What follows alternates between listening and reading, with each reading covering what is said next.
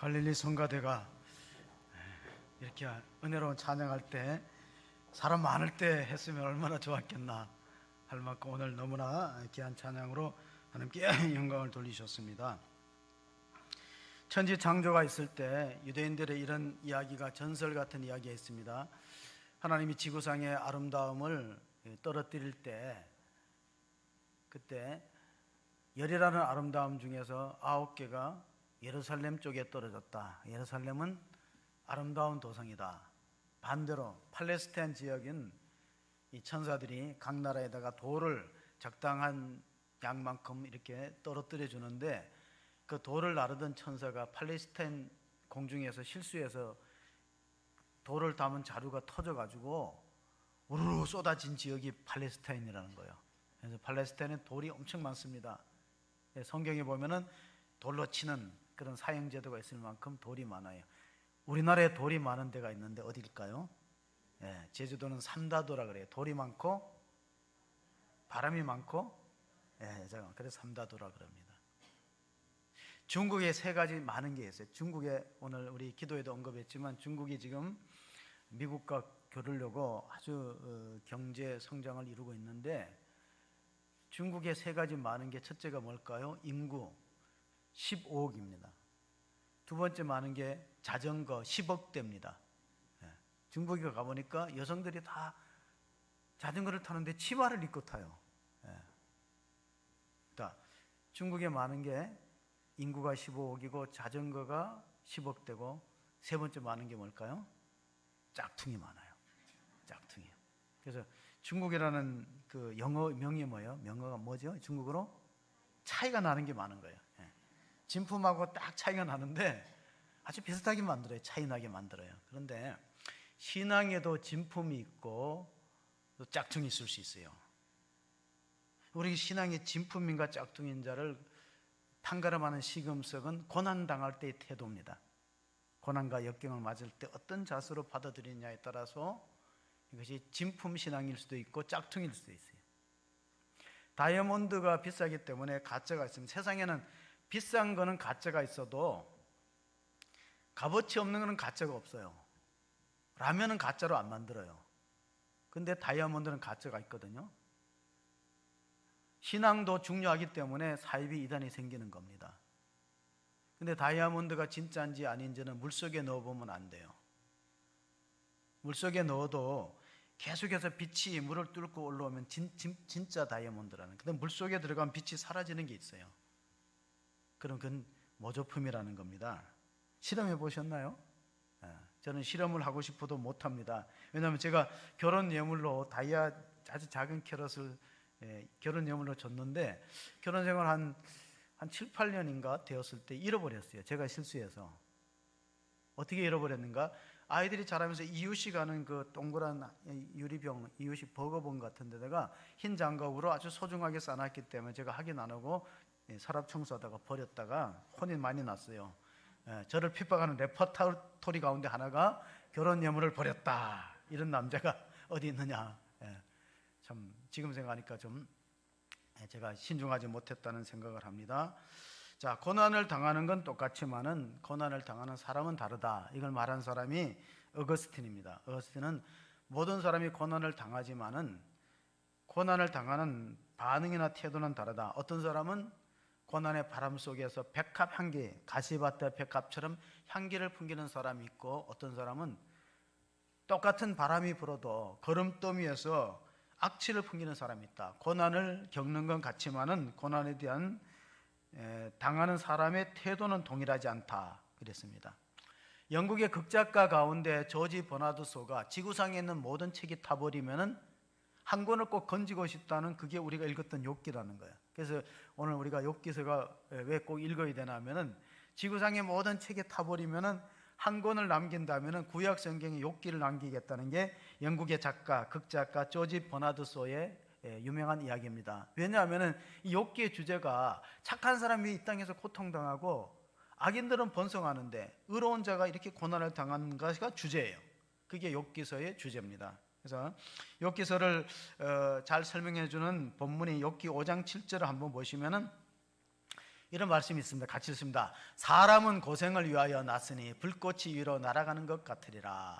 인생은 고생을 위해서 태어났다. 그래서 불교에는 인생을 가리켜서 고해라고 불렀어요. 고생의 바다다. 예수님 우리 인생을 수고하고 무거운 짐진 자들아 다 내게로 오라 내가 너희를 쉬게 하리라. 그래. 우리 인생 산다는 자체가 고생이라는 거예요. 사람은 고생을 위해서 났다는 거예요. 불꽃이 위로 올라간 같이 우리 이 땅에 태어나면은 먹고 사는 생계에 대한 짐이 있지만 또 질병의 짐이 있어요.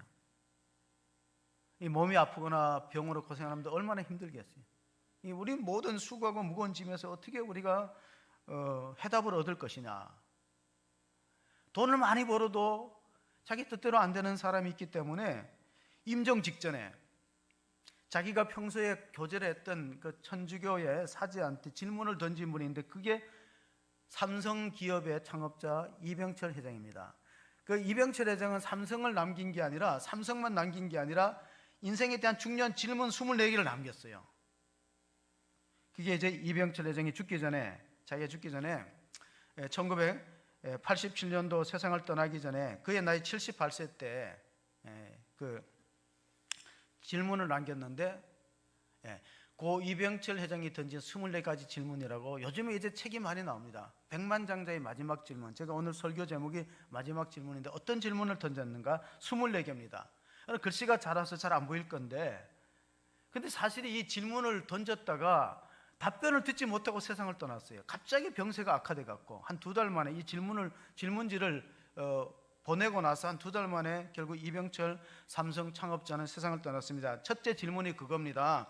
신의 존재를 어떻게 증명할 수 있나요? 왜 하나님은 자신의 존재를 똑똑하게 드러내 보이지 않습니까? 두 번째 질문이었습니다. 자, 하나님이 우주 만물을 창조했다는데 무엇으로 증명할 수 있습니까? 두 번째 질문입니다. 자, 세 번째 질문은 학교에서는 진화론을 가르치고 또 사람들은 믿는 사람은 하나님이 창조했다는데 어떤 게 맞습니까? 또 네 번째 질문은 앞으로 과학이나 생명공학이 점점 발전하면 신의 존재를 부인하는 시대가 오지 않겠습니까? 다섯 번째 질문입니다. 하나님이 세상을 창조하시는 그런 창조주고 인간을 사랑한다면 왜 우리는 이렇게 고통당하고 또 불행과 죽음이 있습니까? 하는 질문입니다.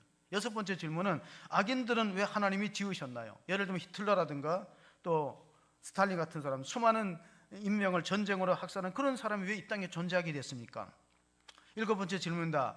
예수님은 우리의 죄를 대신하여 속죄했다는데 우리의 죄가 무엇입니까? 그리고 왜 하나님은 우리를 지을 때 죄 안 짓는 존재로 만들지 않았습니까? 여덟 번째, 성경은 어떻게 만들어졌습니까? 그것이 하나님 말씀이라는 것을 무엇으로 증명할 수 있습니까? 아홉 번째 질문입니다. 종교란 무엇입니까? 왜 필요한 것입니까? 영혼이란 무엇이고 진짜 영혼이 있습니까? 사람들은 예수를 믿어야, 기독교에서는 예수를 믿어야 구원받는다고 하는데 예수 안 믿는 사람 가운데도 타종교인 가운데도 착한 사람이 있는데 그런 사람들은 어떻게 되는 겁니까? 이런 질문이에요. 쭉 질문하다가 대보면 인간이 죽은 후에 영혼이 남아있는데 천국과 지옥으로 간다는데 그걸 어떻게 믿을 수 있습니까? 15번째 질문입니다. 신앙이 없어도 부귀영화를 누리는 또 악인 중에는 안락하게 사는 사람이 있는데 또 착한 사람이 고통을 당하는 걸 어떻게 설명할 수 있습니까? 16번째 질문입니다.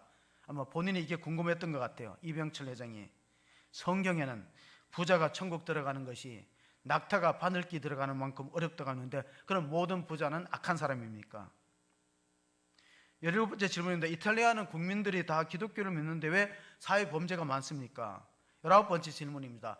기독교와 공산주의는 공존하지 못하는데 왜 기독교 국가가 공산화됐습니까? 서구의 유럽의 폴란드 같은 나라. 자, 우리나라 20번째 질문입니다. 우리나라는 두 집 건너 하나가 있을 정도로 교회가 많은데 왜 사회 범죄가 그치지 않습니까? 우리 보고 하는 소리예요. 마지막 질문입니다. 역사의 종말이 있고 지구의 종말이 있습니까?는 24번째 질문을 드렸는데 해답을 못 듣고 세상을 떠났어요. 여러분 이런 궁금증이나 질문 해보신 적이 있습니까? 네. 해보신 분은 백만장자가 될 소질이 있는 분이고 그런 생각 전혀 없이 살았던 분은 그 백만장자가 될 가능성이 별로 없어요. 백만장자가 이런 인생의 중요한 궁극적인 본질적인 질문을 했잖아요. 근데 오늘 본문의 주인공인 욥은 질문을 드려봅니다. 욥은 가난했을까요? 부자였을까요? 이쯤 부자라고. 야, 욥은 가난한 사람이었습니까? 부자였습니까? 부자였어요. 동방의 거부였다고 나옵니다. 그러니까 부자가 천국 못 들어가는 거 아니라는 거예요. 욥은 부자였어요. 우리 욥기 시작 때는 1장 1절 2절을 한번 같이 읽어볼까요? 우스 땅에 욥이라고 불리는 사람이 있었는데 그 사람은 온전하고 정직하여 하나님을 경외하며 악에서 떠난 자더라. 그에게 아들이 7과 딸 셋이 태어나니라. 재산도 많고 자녀도 잘 자라고 7남 3녀, 행복한 가정에 느닷없는 불운이 닥칩니다. 3절에 보면 그의 소유가 나오는데 그의 소유가 양이 7천, 낙타가 3천, 소가 500결이. 소가 500결이면 1000마리라는 거 아닙니까? 암나귀가 500마리, 종도 많고 동방의 거부고 의인이었다. 그리고 우스 땅은 에돔 지역이니까 야곱의 쌍둥이 형제 에서가 터를 잡았던 에돔 지역에 살았던 족장 시대에 가장 행복한 할아버지, 이 자식도 잘 성장하고 재산도 많은데 불행한 일이 닥쳤습니다. 자, 이걸 우리가 무엇으로 해석할 수 있을까? 오늘 혼자 사는 할아버지한테 동네 아이들이 많이 따라서요. 그래서 할아버지 옛날 이야기 좀 해주세요. 그러면 그 할아버지가 옛날 얘기를 하는데 이제 미천이 떨어지잖아요. 나중에 옛날 얘기가 할 것 없으니까 아이들이 이런 거 물어봤어요. 할아버지는 왜 혼자 사세요? 아, 내가 젊을 때 결혼할 기회가 한 번 있었는데 놓쳤다고 자기 과거를 이야기합니다. 왜냐하면 그 당시에는 결혼 지참금이 있어야 신부를 데리고 올 수 있어요. 신부한테 뭘 줘야 돼요. 그래서 이제 마을의 처녀를 좋아하고 서로 이게 마음을 두고 있었는데 이 할아버지가 너무 가난해서 젊은 시절에 그 마음을 두고 있는 처녀가 이렇게 말했대요. 그때 이제 총각 때지요. 아이고, 말 2마리 말이 없으면은 소라도 5마리 있으면은 결혼해 줄 텐데, 그런 말이었어요. 그래서 자기가 말은커녕 소도 5마리 없을 정도로 가난했다는 거예요, 총각 때. 그래서 결국 프로포즈를 못하고 결혼을 못했다 하고 그 동네 아이들한테 말하니까 할아버지 바보네요. 그래서 왜 바보냐 그러니까 그 처녀가 1마리 2마리 말은 없어도 5마리 소가 있으면 결혼하겠다는 거면 2말 말고 오소라는 뜻이라는 거예요. 아니, 그런 아이들도 아는 거 2말 말고 오소. 근데 처녀가 그 말을 못 하잖아요. 처녀가 부끄러움이 많고 자기가 먼저 풀어보지 못하니까 그렇게 말했는데 할아버지가 진짜 후회하고 늦었다. 요즘에 일본에 은퇴 문제를 전문으로 연구하는 호사카 다카시라는 사람이 늙으면 필요한 것 중에 하나가 우리가 계속해서 조금씩 운동해서 근력을 놓치면 안 돼요. 근육을 잃어버리면은 이게 수명이 줄어든다. 그리고 또 하나 근력 말고 지켜야 될 게 뭐냐면 고동력이라는 걸 얘기해서 고동력이 뭐냐면 혼자 살아가는 능력이에요. 부부가 100년 해로를 하는 걸 다 소원하지만은 그래도 한 사람이 먼저 갈 수 있으면 혼자 남잖아요. 그렇다 자식들하고 사는 시대가 아닙니다. 그러니까 혼자 살아가는 힘을 키우라는 거예요. 그 은퇴 전문가가 혼자서 밥도 혼자서 해먹을 수 있는 거, 특별히 우리 할아버지들 혼자서 밥도 해먹고 혼자서 여행도 다니고 혼자서 운동하고 고동력을 키워라. 고동력을 키워야 100세의 시대를 잘 살아갈 수 있다. 그럼 고동력을 키우는 가장 좋은 방법은 하나님 앞에 단독자로 서는 신앙의 훈련입니다. 믿음이 좋은 사람은 혼자 잘 견뎌요. 파스칼이 팡세 이런 글귀를 적어서 인간의 불행은 뭐냐, 왜 인간이 불행하냐, 혼자 못 있는가, 자꾸 뭔가 다녀야 돼요. 여기저기 다녀야 되고 이렇게 되니까 문제가 생기고 말이 생기고 시끄러운 거예요. 혼자 있는 능력이 너무 없다는 거예요. 그래서 우리나라 어른들이 옛말에 이런 말이 했어요. 효자보다 악처가 낫다는 거. 왜냐하면 아무리 효자라도 1년에 한두 번 뭐 이렇게 가까이 만나기 어렵잖아요. 특별히 코로나 시대는 어렵잖아요. 그러니까 효자보다 악처가 낫다는 것은 그만큼 함께 노년에 같이 있는 것이 필요해요.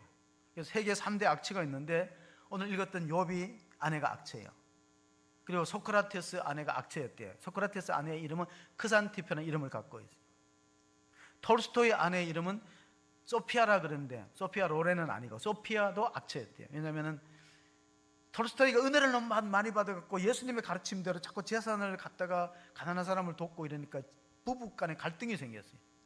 82세에 톨스토이가 결국 가출하고 집을 나와서 쓸쓸하게 말하자면 객사로 최후를 마칩니다. 톨스토이는 그렇게 죽었다는 거예요. 러시아야. 왜? 재산 문제. 아내는 욕심이 있는 사람인데 이 톨스토이는 예수님의 가르침에 너무 감동과 은혜가 되어서 가난한 사람을 도와야 된다, 자선을 베풀어야 된다. 그러니까 이게 문제가 복잡해지는데 오늘 욥의 경우에는 어떤 갈등이 있었는가? 욥기에 가정의 재산을 잃고 자녀를 잃고 그랬을 때 욥이 몸에 병까지 들었어요. 그러면 아내가 끝까지 간호하고 함께 고난을 나누어야 되는데 욥기 2장 8절 9절을 보면 이런 말씀이 있습니다. 욥이 제 가운데 앉아서 질그릇 조각을 가져다가 몸을 긁고 있더니 그의 아내가 그에게 이르되 당신이 그래도 자기의 온전함을 지키느냐 하나님을 욕하고 죽으라. 악처지요. 그 떠나버렸어요.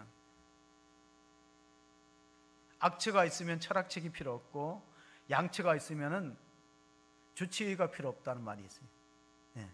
좋은 아내는 간호사 역할을 하니까, 병간호를 하니까. 그래서 양처가 있으면은 간호사가 필요 없고 악처가 있으면 철학책이 필요 없대요. 왜냐하면 악처를 만난 사람은 다 철학자가 된다는 거예요. 왜? 내가 어쩌다가 저런 사람 만났을까? 산다는 게 뭘까? 이 자꾸 철학자가 사고를 하니까 악처를 만나면은. 근데 좋은 양처를 만나면은 그 사람은 노년이 편안할 수 있는 것인데 욥의 처는 그리고 떠나가 버렸어요. 그럼 욥의 고난이 왜 닥쳤을까? 그러니까 성경을 읽어보니까 욥이 고난 당하기 전에 회의가 있었다는 게 있어요. 무슨 회의? 천상회의. 천사들과 사탄과 하나님이 어전 회의를 하는데 하나님이 욥을 자랑했어요. 너 어디 두루 다니다 돌아왔느냐? 그러니까 사탄이 이 모든 세계를 두루 다니다가 돌아왔다 하고 보고를 하니까 우스 땅에 사는 내 종 욥을 유의해 보았느냐? 그렇게 하나님을 경외하고 정직하고 신앙이 좋은 사람을 본 적이 없다. 그랬더니 사탄이 한마디 하는 거예요. 아이 그거야 하나님이 자식들 잘 되게 하고 재산도 많이 주고 복을 주고 건강하니까 하나님을 그렇게 높이고 그러지. 만약에 아이고 힘든 일이 있어 보세요. 가정에 우환이 있어 보세요. 그러면 분명히 뭐 하나님 찬송은커녕 예배도 안 드릴걸요? 그렇게 자꾸 하나님을 약으로 흘려갖고 천상회의가 있었다는 거예요. 그러니까 우리가 되어지는 역사의 현실 눈에 보이는 것 말고 보이지 않는 영적으로 어떤 회의가 있다는 거예요. 그러면 욥기서 1장 11절 12절 한번 봅니다. 이제 주의 손을 펴서 그의 모든 소유물을 치소서. 그리하시면 틀림없이 주를 향하여 욕하지 않겠나이까? 여호와께서 사탄에게 이르시되 내가 그의 소유물을 다 내 손에 맡기노라. 다만 그의 몸에는 내 손을 대지 말지니라. 사탄이 곧 여호와 앞에서 물러가니. 그러니까 욥의 가정에 우환이 닥치기 전에 먼저 하늘에서 회의가 있었다는 걸 주목하셔야 돼요. 그러니까 우리가 인생이 일어나는 일들, 우리가 현실에 역사적인 현실에 나타나기 이전에 영적으로 하나님 나라에서 먼저 이런 하나님의 결제가 있다. 그래서 우리 믿는 자에게는 절대로 우연한 일은 없다. 그걸 받아들이셔야 돼요. 우연한 일은 없다. 하나님의 결제 도장이 없이는, 근데 하나님의 도장과 결제를 낼 때 반드시 제한합니다. 몸에 조금 병원이 있어도 절대 목숨은 손대면 안 된다. 하나님 얼마나 자비롭냐면요, 고린도교회, 우리 고린도전서를 한번 보면요, 고린도교회 문제가 많은데 고린도 교회는 파벌의 문제가 있어요. 네 파가 있어요. 아볼로파, 게바파, 베드로파, 그리스도파. 그리고 또 그것만 문제가 있는 게 아니라 은사 문제가 있고 송사 문제도 있었어요. 우상 제물에 대한 문제가 있는데 고린도서 5장에 보면 심각한 문제가 있어요. 그게 뭐냐면은 고린도전서 5장 5절을 읽어보면 이런 말씀입니다. 이런 자를 사탄에게 내주었으니 이는 육신은 멸하고 영은 주 예수의 날에 구원을 받게 하려니라. 이 사람이 누구냐면 고린도 교회 안에 아비의 아내를 취한 사람이 있어요. 그러니까 친어머니가 아니고 계모지, 아비의 아내. 옛날에 첩이 있었으니까. 그런 사람이 있으니까 하나님이 그 사람 육신은 죽여라, 영혼은 구원받으라. 하나님 얼마나 자비로워요. 그냥 살려도 버리면 계속 죄를 지으니까 육은 멸하고 영은 주 예수 날에 구원받게 하라는 거예요.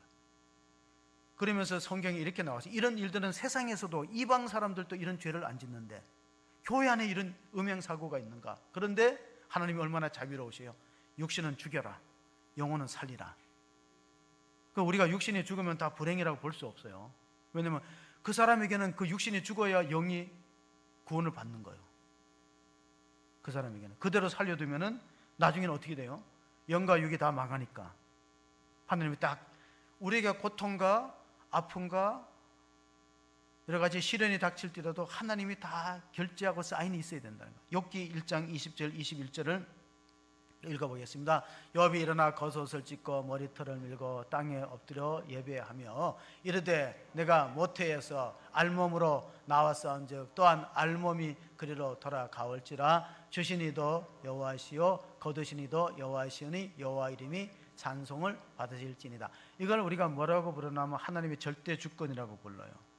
그러니까 욥의 주제는, 욥기의 주제는 고난에 대한 해석이라기보다가 하나님의 절대 주권의 신앙이 왜 필요한가. 욥기서를 설교한 사람이 많은데 제목이 뭐냐면 대부분의 제목이 하나님 제게 왜 이러세요, 이런 제목이 많아요. 욥기서의 강해 설교가 제목이 공통된 제목이 뭐냐면 왜 제게 이러세요. 영어로 치면 why me. 하나님 왜 나에게? 다른 사람들은 건강하게 잘 되고 시련이 없는데 왜 나에게? why me? 이런 질문을 하잖아요. 만약에 그런 질문을 할 유일한 사람이 있다면 욥이에요. 욥은 정직하고 하나님을 경외하고 악에서 떠나고 믿음으로 살았던 사람이에요. 그런데 자녀가 죽었어요. 사고로. 태풍이 불어갔고 기둥이 무너 죽었지요. 강도 떼들이 재산을 약탈해 갔지요. 자기 몸에 병들었어요. 얼마나 병들었냐면은 악창이 나는데 정수리에서 발끝까지 악창이 났어요. 기왓장을 가지고 긁을 만큼 고통스럽고 힘든 장면을 아내가 보고 가출해 버립니다. 하나님 욕하고 죽으라고. 하나님 당신한테 이렇게 대하는데 뭐 하나님을 찬양하고 예배할 마음이 어디 있느냐고. 그럼 우리가 욥과 같은 고난을 당한다면 우리도 why me? 하나님 왜 내게 이런 시련이 닥칩니다. 근데 하나님의 대답은 뭐냐면은 why not? 왜 내게는 그런 일이 안 생겨야 되느냐? 그 이유가 있느냐? why not이. 미국에 교포로 사업하는 분이 있어요. 제가 간증집을 은혜 받았는데 제목이 뭐냐면 why me? 하나님 왜 내게? 이번에 미국 가고 사업을 잘해갖고 몸도 건강하고 사업도 잘 됐는데 간암 선고를 받았는데 의사가 6개월밖에 못 산다니까 금식 기도하면서 하나님께 막 외쳤대. 절규했대. 하나님 왜 나한테 이런 시련이 닥칩니까? why me? 근데 하나님의 대답은 뭐냐? why not? 왜 너는 예외인가? 왜 너는 안 되는가? 우리는 너무 자기 의에 사로잡혀 있어요. 나는 의롭다. 자기 기준입니다. 계속해서 욥기를 한번 주목해서 읽어보겠습니다. 욥기서 2장 5절 6절입니다. 이제 주의 손을 펴서 그의 뼈와 살을 치소서. 그리하시면 찔림없이 주를 향하여 욕하지 않겠나이까. 여호와께서 사탄에게 이르시되 내가 그를 내 손에 맡기노라. 다만 그의 생명은 해하지 말지니라. 천상회의가 또 다시 열렸어요. 그래서 이제 하나님이 욥을 더 칭찬해서 봤지. 너가 욥의 재산을 뺏었지. 욥의 가족들을 다 흩어 죽이기도 하고 흩어지기도 했지. 욥의 몸에 병이 들어서 극심한 고통 속에 있지. 그래도 욥은 하나님을 예배하고 찬양하지 않는가? 그랬더니 욥이 마지막에는 이 중한 병에 죽음까지는 갖지 않지만 중한 병을 주면은 하나님 욕할 거다. 결국은 사탄이 지고 욥이 승리했어요. 욥기 마지막 우리가 42장을 보면 욥이 어떻게 승리했는가? 욥기 42장 2절 3절을 읽어보겠습니다. 주께서는 못하실 일이 없사오며 무슨 계획이든지 못 이루실 것이 없는 줄 하오니 무지한 말로 이치를 가리는 자가 누구이니까. 나는 깨닫지도 못한 일을 말하였고 스스로 알 수도 없고 헤아리기 어려운 일을 말하였나이다. 자, 욥은 계속해서 말했어요. 자기가 의롭다는 거, 자기는 정말 믿음으로 살았다는 거, 다른 사람보다 착하게 살았던 거. 그걸 누구하고 얘기했냐면 욥의 친구들이 엘리바스와 서발과 이런 사람들이 나와서, 세 친구들이 나와서 욥을 위로한다고 찾아왔어요.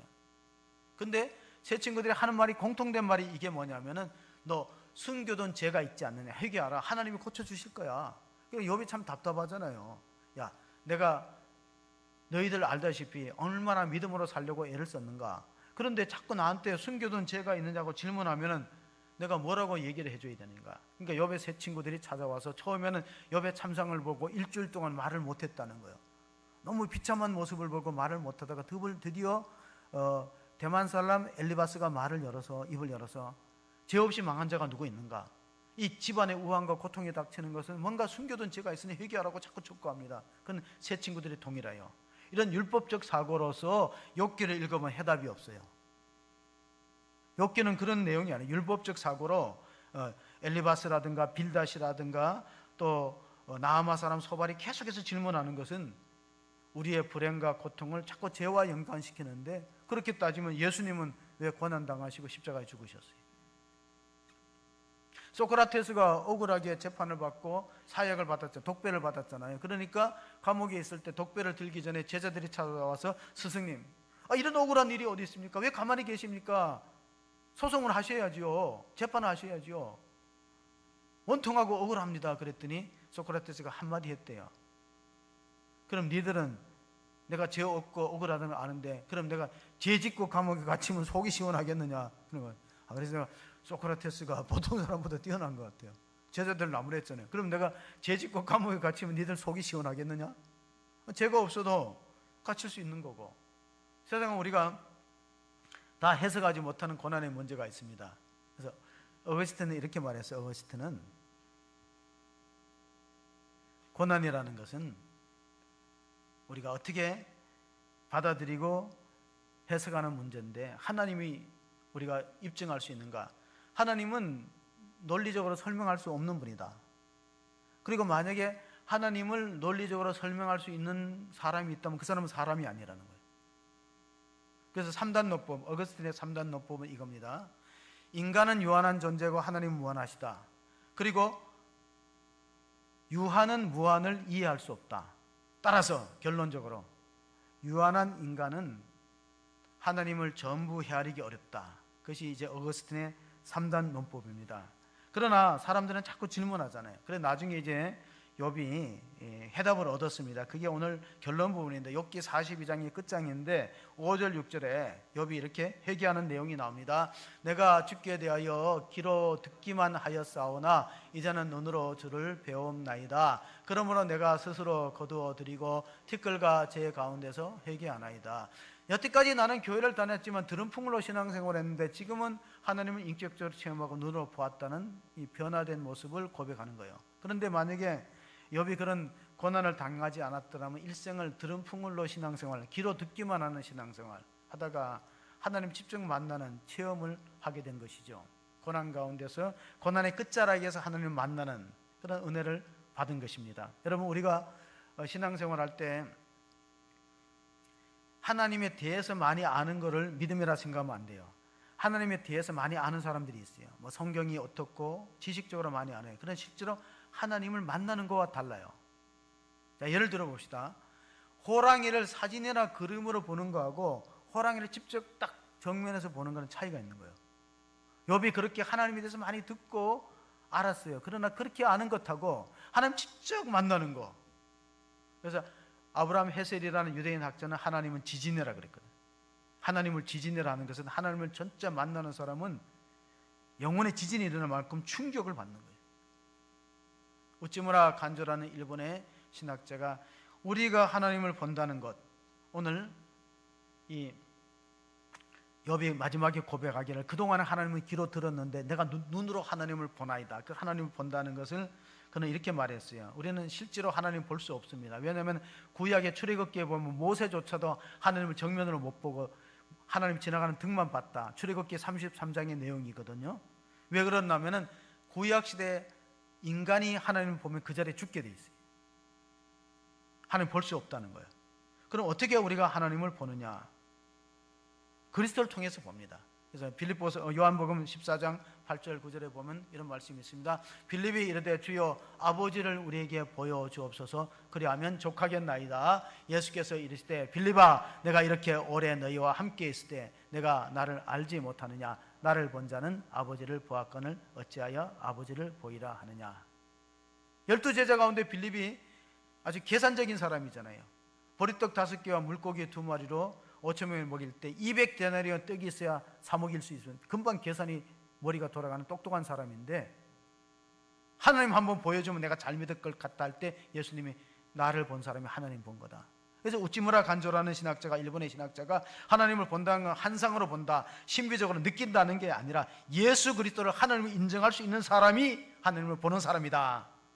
참으로 불행하고 십자가에서 엘리 엘리 라마 사박다니 나의 하나님 나의 하나님 어찌하여 나를 버리셨나이까 그렇게 절규하면서 십자가에서 죽으신 그분을 하나님으로 믿고 인정해야 인생의 문제가 풀린다, 그렇게 말했어요. 여러분, 예수님은 어떻게 믿고 고백하십니까? 제자들이 예수님의 십자가만 봤다면 교회가 생기지 않았어요. 3일 만에 부활한 모습을 보고 죽음이 두렵지 않았어요. 이 코로나가 처음에 상당히 우리의 삶에 제한을 가져왔는데 지금은 이제 제가 이렇게, 저는 강원도 쪽을 알아봤는데 제주도하고 강원도의 펜션 예약이 취소가 안 된대요.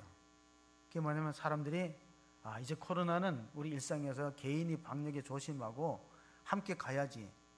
이거 기다리다 보면은 안 되겠다 싶은지 전번에 코로나가 많이 제한됐을 때는 예약이 취소가 엄청나게 많았는데 지금은 강원도, 제주도 7월 달에 사람 들어갈 자리가 없어요. 예약 취소를 안 한다는 거예요. 내가 이제 수련회도 우리가 상당히 두려워하는데 오늘 발표가 날 거예요. 어떤 지역은 좀 센 규제가 있고 어떤 지역은 덜해요. 그래서 전남, 전북은 좀 완화되기를 기도하고 우리 이런 상황에서 많이 가지 않기 때문에 제자를 훈련받은 사람들 또 중직자들은 모범적으로 가야지 이게 교회 행사가 되지. 안 그러면 어렵다. 욥기서 보면요, 욥이 앞으로 부활하신 주님께서 오실 것을 믿음의 눈으로 바라보면서 고백하는 내용이 욥기 19장 25절 26절에 있습니다. 내가 알기에는 나의 대속자가 살아계시니 마침내 그가 땅 위에 서실 것이라. 내 가죽이 벗김을 당한 뒤에도 내가 육체 밖에서 하나님을 보리라. 후일에 구속자가 선다는 것은 장차 이 땅에 구세주가 오실 것이라는 것을 욥이 고통 중에서 알았어요. 인생의 문제라는 것은 우리가 풀 수 없구나. 사람이 인간의 문제를 해결할 수 없구나. 특별히 죄와 사망의 문제는 하나님이 해결하시기 위해서 메시아 대속자 구세주를 보이시고 보내주시고 내가 육체 밖에서 그를 본다는 것은 욥이 부활의 신앙이 있었다는 사실을 알려주고 암시하고 있습니다. 욥기서를 통해서 한 가정이 절망과 죽음의 고통에서 살아난 사건이 있습니다. 오래전입니다. 이분은 1980년도에 중앙정보부에서 해고당했어요. 정권이 바뀌면서 해직당해서 3년 동안 실직 상태에 있다가 이웃들의 돈을 빌려갖고 사업을 했다가 부도가 나와서 18억의 빚을 얻었어요. 그래서 가족들이 회의했습니다. 그 당시에 1980년대에 18억은 큰 돈입니다. 사업에 다 망해갖고 살 길이 없어서 가족들끼리 회의해서 집단 자살, 가족 자살을 결의했어요. 근데 고등학교 2학년 딸이 아버지 소원이 하나 있는데 죽기 전에 아버지 교회 한번 가시지 않겠어요? 그렇지 어차피 이제 우리 가족들이 다 집단으로 죽기로 결정한 마당에 그거 못 하겠느냐. 그래서 마지막으로 딸의 소원을 들어주기 위해서 고등학교 2학년 딸만 교회를 다닌 것 같아. 가서 설교를 들었는데 욥기서 23장 10절의 주제입니다. 그가 나를 단련하시는 내가 정금같이 욥기서 23장 10절의 말씀을 설교하셨는데 같이 읽어볼까요? 그러나 내가 가는 길을 그가 아시나니 그가 나를 단련하신 후에는 내가 승군같이 되어 나오리라. 내가 실패한 건 하나님이 나를 미워서 실패한 게 아니다. 욥의 가정에 시련과 아픔과 고통이 있는 것은 그들이 악을 범하고 범죄한 결과가 아니라 하나님이 훈련하는 거다. 그렇게 새롭게 해석한 사람이 누구냐면 욥의 새 친구가 아니고 욥기서 38장 이후에 난 엘리후라는 젊은 사람이에요. 엘리후라는 젊은 사람은 율법적으로 해석하지 않았어요. 율법은 뭐냐? 우리가 고통당하고 병이 있고 이런 건 다 죄의 결과라고 보지 않고 그 엘리후는 새롭게 해석을 하는데 하나님이 훈련하고 연단하는 뜻이 있다. 사랑하기 때문에 더 채찍질한다. 그런 말씀으로 위로를 얻어서 그분이 예배를 드리고 나서 다음 주에 또 교회 가고 싶어서 가족들끼리 죽는 걸 좀 연기하고 다음 주에도 교회를 나갔다는 거예요. 그래서 용기를 얻고 다시 18억의 부도를 낸 그 친지들하고 이웃들에게 한 번만 더 기회를 달라. 내가 다시 한번 도전해 보겠다. 그래갖고 미래산업이라는 창업을 했어요. 그 반도체 검사 장비인 테스트 장비를 만들었는데 사업이 잘 돼가지고 빚도 다 가렸고 그분의 얘기를 좀 하자면요. 두 차례에 거쳐서 513억의 돈을 카이스트에 기증했어요. 근데 3월 달에 처음으로 그 건물 자기네가 기탁한 그 카이스트 건물에 처음 갔대. 왜 늦게 갔냐면은 기탁을 하고 드린 것은 잊어먹어야 된다는 거예요. 내가 거기다가 돈을 냈으니까 거기 가서 사진 찍고 박수받고 그런 거 안 한다는 거예요. 하나님이 오른손이 한 걸 왼손이 모르게 하라 그랬으니까 그냥 기탁하면 기탁한 것으로 끝나지 찾아가지 않았다는 거예요. 처음으로 2021년 3월 달에 처음으로 카이스트 총장 이광영 총장이 부임하면서 꼭 오라 그래서 4, 5년 만에 처음 갔대요. 513억을 기증하고. 이번에 전라도 임실 출신인데요. 나중에 그 회사를 누구한테 넘겼냐면 아들한테 안 넘겼어요. 아들한테 불러갖고 밥 먹는 자리에서 야, 너한테 해설 안 주겠다. 그러니까 아들이 아버지 잘하셨어요. 그 아버지 그 아들이에요. 그래서 그 미래산업의 부회장, 부사장이 이제 그 해설을 승계했는데 그분이 이렇게 말했어요. 내가 정말 절망 가운데 죽을 수밖에 없는데 예배를 드리다가 욥기를 읽다가 설교를 듣다가 우리 가정이 살아났다. 우리 죽은 목숨이나 마찬가지인데 하나님이 우리에게 이렇게 엄청난 복을 줬기 때문에 나누어야 된다. 특별히 자기가 어려울 때 이강영 교수가 카이스트 총장하기 전에 교수로 있을 때 자기네 회사에 와서 무상으로 기술을 제공했다. 진짜 그래서 우리가 그 정말 기술을 돈 안 받고 무상으로 줘서 회사가 커졌는데 내가 카이스트한테 뭔가 보답하기 위해서 513억을 기증했어요. 그리고도 나중에 찾아갔다는 것은 우리가 하나님이 우리의 당하는 시련이 끝이 아니다. 하나님이 연단을 통해서 신명기에 보면 이런 말씀이 있습니다. 신명기 8장 16, 17절 한번 읽어보실까요?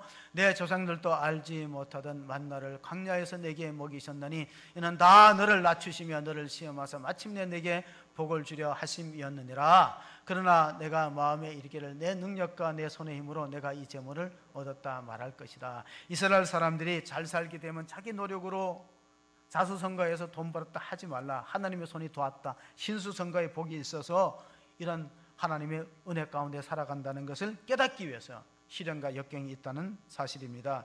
야고보서는 신약성경 야고보서는 욥의 사건을 이렇게 해석을 내리고 결론을 내렸습니다. 거기 보면 이런 말씀이 있습니다. 야고보서 5장 10절 11절입니다. 형제들아 주의 이름으로 말한 선지자들을 고난과 오래 참음의 본으로 삼으라. 보라 인내하는 자를 우리가 복되다 하나니 너희가 욥의 인내를 들었고 주께서 주신 결말을 보았거니와 저는 가장 자비하시고 공의를 여기시는 이시라. 이게 욥기 42장에 끝나는데 끝에 12절 13절에 보면요, 말년에 욥의 말년에 재산이 다 배로 늘었어요. 양이 7,000마리인데 14,000마리가 됐어요. 낙타가 3,000인데 6,000마리가 됐어요.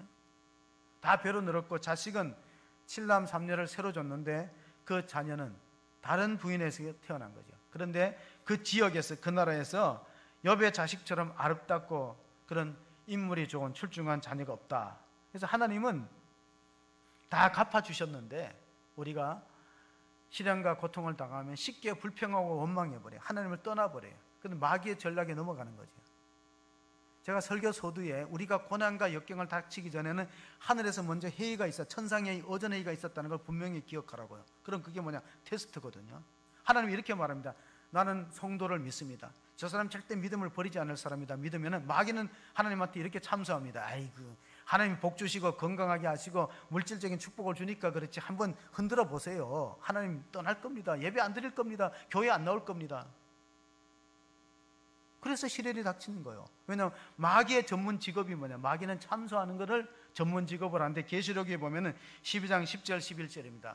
또 내가 또 들으니 하늘에 큰 음성이 있어 이르되 이제 우리 하나님 그의 구원과 능력과 나라와 또 그의 그리스도의 건세가 나타났으니 우리 형제들을 참소하던 자 곧 우리 하나님 앞에서 밤낮 참소하던 자가 쫓겨났고 또 우리 형제들이 어린 양의 피와 자기들이 증언하는 말씀으로서 그를 이겼으니 그들은 죽기까지 자기들의 생명을 아끼지 아니하였도다. 죽기를 각오하고 믿음을 지킨 사람은 부활의 영광에 참여하고 영생을 유업으로 받고 이 땅에서도 복되게 살아가는데 대부분의 경우에는 넘어집니다. 요한 웨슬리가 감리교를 만드는데 요한 웨슬리가 그 당시의 성도를 보고 이렇게 말했어요. 오늘날의 성도는 시험에 들려고 준비한 사람처럼 아슬아슬하게 믿음 생활한다 그랬어요. 우리 영국 사회, 감리교가 창설되던 영국 사회의 얘기인데 오늘 우리에게 적용되는 말이에요. 뭐냐면은 오늘날의 신앙 사람들은 넉넉한 믿음이 아니고 아슬아슬한 믿음, 조금만 툭 치면 넘어지고 시험 들려고 준비한 상태에서 교회를 다닌다는 거예요. 마귀가 얼마나 우리를 넘어뜨리려고 애를 쓰겠어요. 계속 하나님 앞에 참소하잖아요. 저 성도가 저렇게 믿음이 좋아 보여도요, 하나님 한번 내한테 맡겨주세요. 내가 한번 흔들어 볼 테니까. 분명히 하나님 부인할걸요? 교회 안 나올걸요? 하나님이 견디도 못해서 하나님 우리를 믿거든요. 아닐 거야. 한번 시험해봐.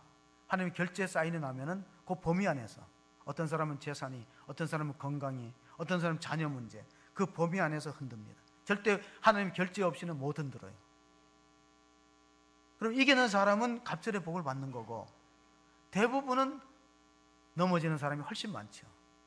조그만 시련의 태풍 앞에서 넘어집니다. 그래서 이런 말이 있어요. 보통 사람의 신앙은 환난을 당해서 하나님 앞에 오는 신앙이다. 강한 신앙은 뭐냐? 하나님 앞에 왔기 때문에 시련을 당하는 것은 강한 믿음이다. 근데 강한 믿음은 1%밖에 안 된다 그랬어요.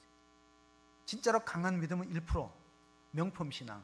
나머지 99%는 환난과 역경과 어려움을 당해서 전부여 의지 없어서 주 앞이니 하나님 도와, 이런 신앙이 대부분이고, 하나님을 잘 믿기 때문에 핍박을 당하고 어려움 당하고 환난을 당하는 욥과 같은 신앙은 하늘의 별처럼 드물다 그랬어요.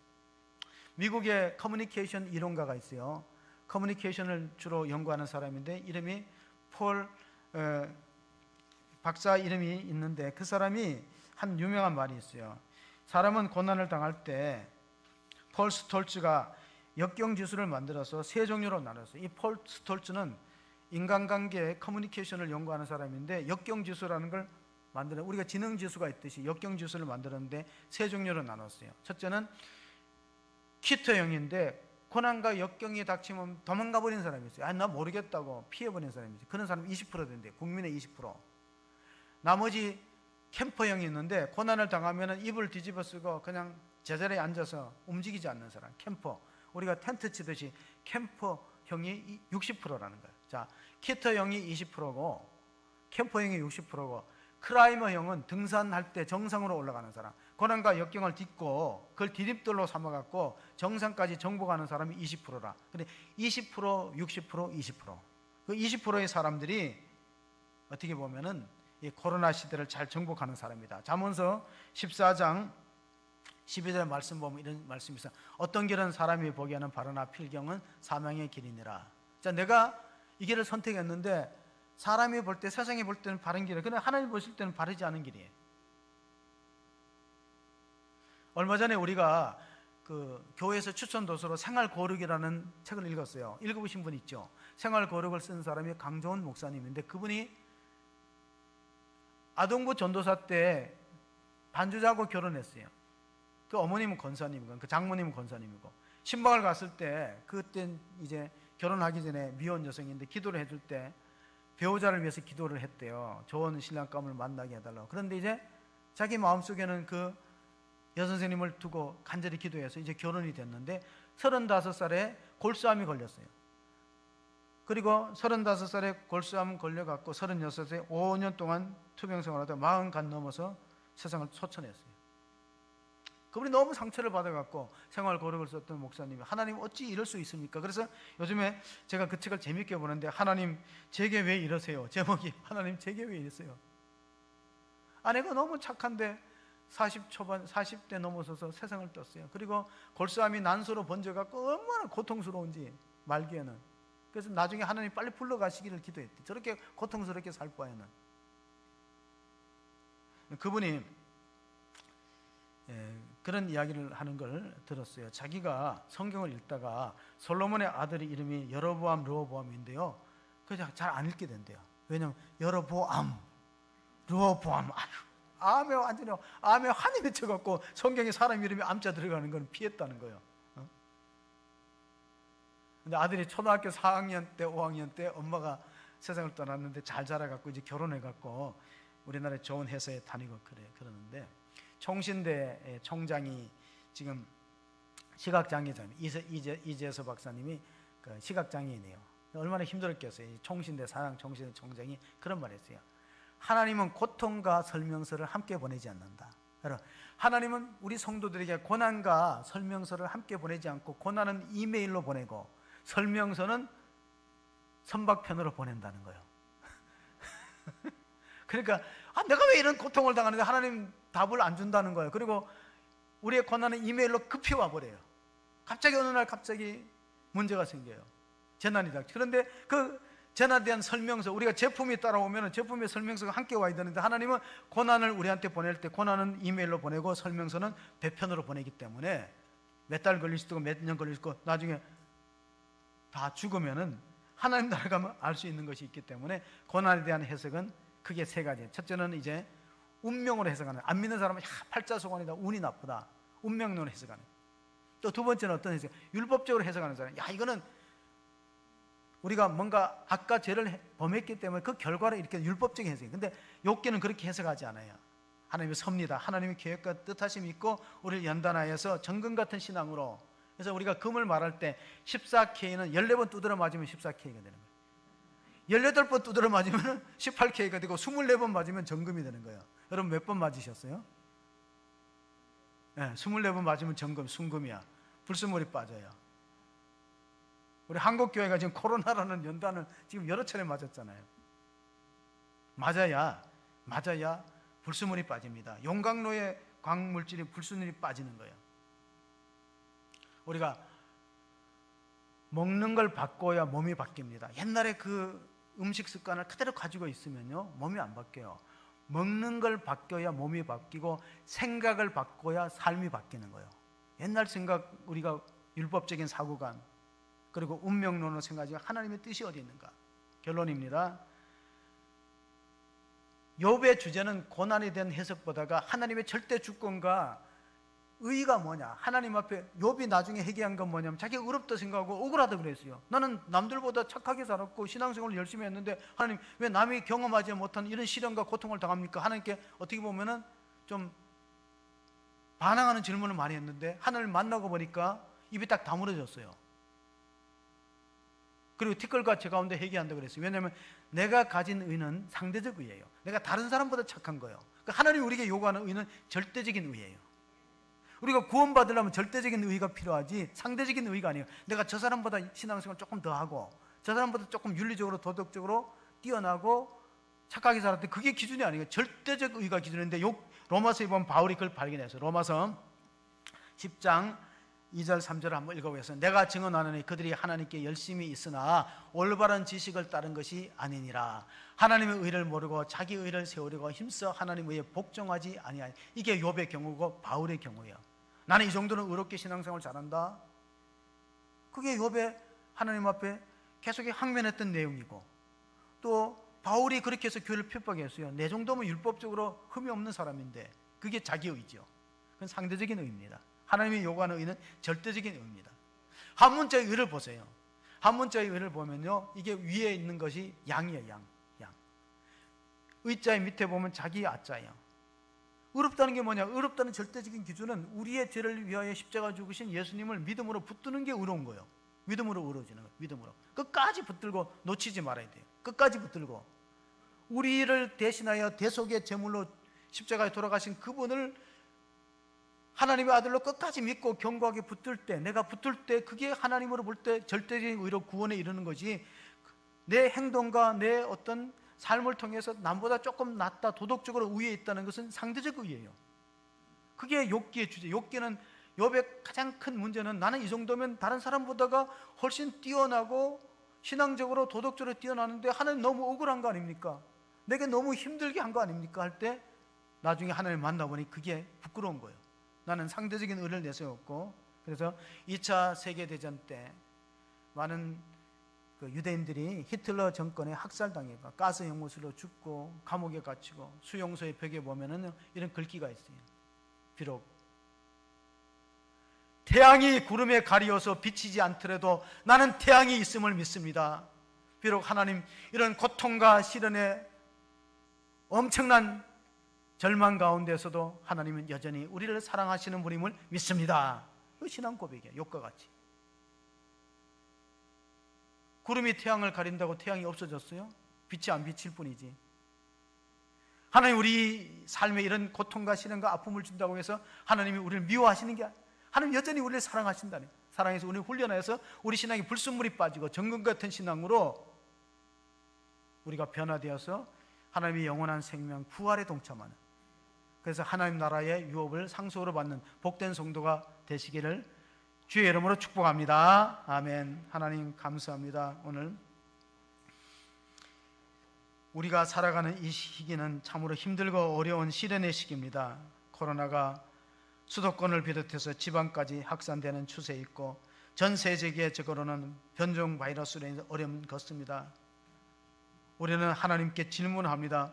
어찌하여 이 고통의 시간이 빨리 줄어들지 않고 이렇게 지속되는지, 많은 사람들이 예배에 오고 싶어도 이 문제로 인해서 예배 현장에 도착하지 못하는 안타까운 현실을, 또 하나님과 관계가 점점 멀어지는 신앙적인 침체를 경험하게 됩니다. 하나님 도와주시옵소서. 그가 나를 단련하신 후에는 내가 정금 같은 믿음으로 나오고 승리하리라고 약속해 주었습니다.